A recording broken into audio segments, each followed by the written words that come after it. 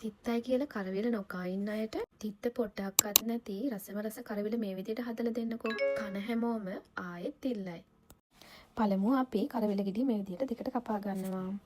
ඉන්පසු නැවතත් මේ විදිහට දෙකට කපා ගන්න ඕන. ඊට පස්සේ මේ විදිහට හීන් තීරු වලට කපා ගන්නවා. අපි මේ කරවිල ටික තෙල් දාන නිසා තමයි මේ විදිහට හීනියට කපා ගන්නෙ. චෝටි කෑලි වලට දැන් අපි කරවිල ටික කපාගෙන ඉවරයි. දැන් අපි මේ කරවිල ප්‍රමාණයට අවශ්‍ය ලුණු ටික කපා ගමු. මම මෙතනදී ලුණු ගෙඩි දෙකක් ගත්තා. අපි දැන් මේ ලුණු ගෙඩි දෙක අපි හීනියට කපා ගමු.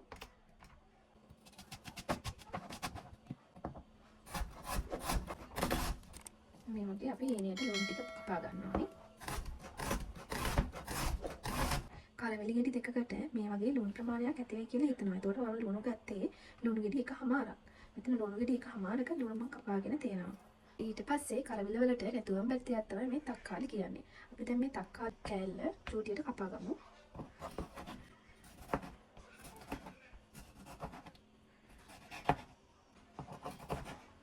මේ වගේ චූටි කෑලි වලට මම දැන් තක්කාලි ටික කපා ගත්තා. ඊට අපි පැත්තකින් තියාගමු. අපි දැන් මේ කරවිල ටික තෙල් දාන්න ඕන නිසා එතනින්ම මම ලුණු ටිකක් අරගෙන මේ විදිහට චූටි කෑලි වලට කපා ගන්නවා.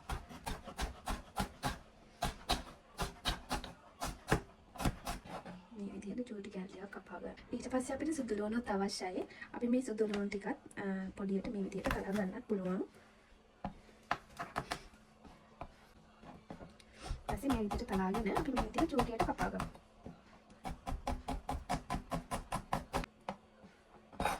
ඊට පස්සේ තවත් සෙහෙන් වෙන්න මේ විදිහට පොඩියට කපා ගන්න ඕන. මේ විදිහට චූටි කෑලි වලට දැන් අපි කපාගෙන ඉවරයි. මේ ටිකත් අපි අයිනකින් තියාගමු. ඊට පස්සේ අපි මේ විදිහට රම්පි කලපීංච ටිකකුත් එකතු කරගන්න ඕන. කලපීංච මේ විදිහට එකතු කරගෙන අපි රම්පි ටික කපා ගමු. අපි රම්පි කලපීංච ටිකකුත් කපා ගත්තා. ඊට පස්සේ අපිට මේ කරවිල ටික තෙල් දාගන්න මේ විදිහට අපි කරෝල් කෑලි ටිකක් ලෑස්ති කරගමු. කරෝල දැම්මාම ගොඩක් රසයි. රාල්මැස් එකතු කරගන්නත් පුළුවන්. මම නමුත් කරවල ටිකක් එකතු කරගන්නවා. මේ විදිහට චූටි කෑලි වලට කපා ගන්න. අපි දැන් කරවල ටිකක් කපා ගත්තා. අපි දැන් මේ ටික තෙල් දාගන්න යමු. අපි ඉස්සෙල්ලා මේ විදිහට තාච්චිය රත් කරගන්නවා. මේ තාච්චිය රත් වුණාට පස්සෙ මේ විදිහට අපි තෙල් ටිකක් එකතු කරගන්නවා. මේ විදිහට කරවල ටික කලින් ලැබ ගන්නවා. ඊට පස්සේ මේ විදිහට කරවල ටික රන්වන් පාටකින් විදිහට වැඩිගෙන එනකොට අපි මේ විදිහට කපාගත්තු චූටි කෑලි ටික අපි එකතු කරගමු. ලුණු කලින් එකතු කරලා ඊළඟ සුදුනෝඩ එකතු කරගත්තා. අපි දැන් මේක රන්වන් පාට වෙනකම් බැට ගන්න ඕන. ඊට පස්සේ අපි ඒකට මේ විදිහට කපාගත්තු කලපීංච ටික එකතු කරගමු. මේකත් මේ රම්පි ටිකත් එකතු කරගමු. දැන් අපි මේ තෙල් එකටම මේ කපාගත්තු තක්කාලි ටිකක් එකතු කරගන්නවා.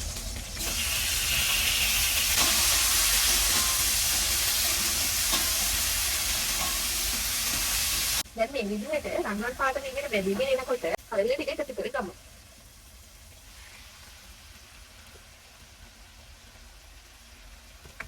දැන් මේක මම කලවම් කරගමු.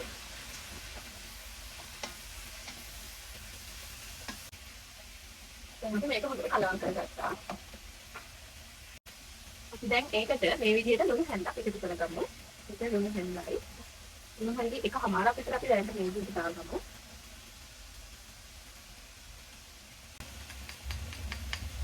ඊට පස්සේ අපි කහ මේස හැන්දේ මේ වගේ පොඩි ප්‍රමාණයක් අපි එකතු කරගන්න ඕන. මේ වගේ ප්‍රමාණයක්. දැන් අපි නැවතත් කලවම් කරගමු. දැන් මේක තැඹෙනකම් පියනෙන් වසාගමු. ටිකක් තැඹීගෙන යනකොට අපි පොඩ්ඩක් කලවම් කරගන්නවා. දැන් මීලා පියන්නේ. අපි දැන් මේකට ලුණු ටික එකතු කරගමු. කපාගත් ලුණු ටික.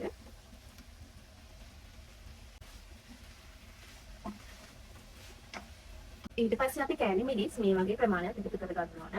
බලමු ඒ හැරිදෙමු. මේ දෙක අපි ඔක්කොම එකතු කරගමු.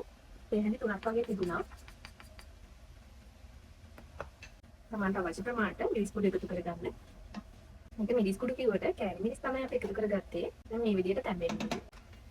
අපි නැවතත් ඒ පියනේ මසා ගමු.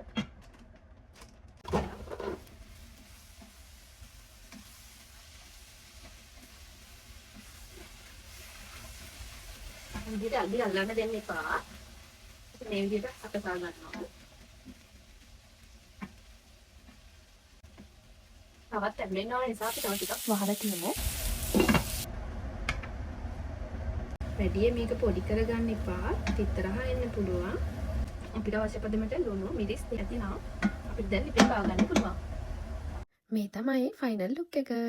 මේ විදියට හැදුවම කරවිල කන්න නැති අයත් කනවා. ඔයාලත් හදලා බලන්නකෝ. හරිම රසයි.